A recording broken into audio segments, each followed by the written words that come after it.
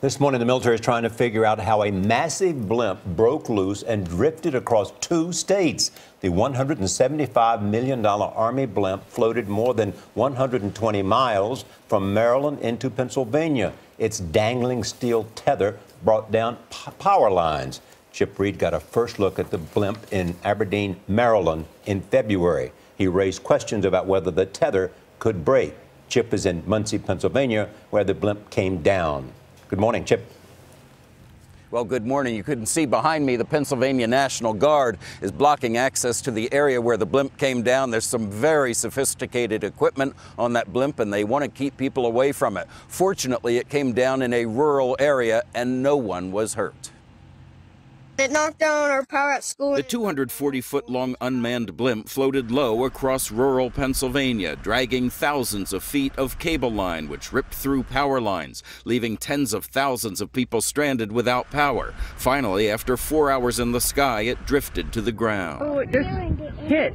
Everybody knows their positions? The blimp started the day Wednesday, tethered to its mooring station at Aberdeen Proving Ground in Maryland, where it is part of a 3-year test along with a second blimp to monitor the eastern seaboard for incoming aircraft and missiles.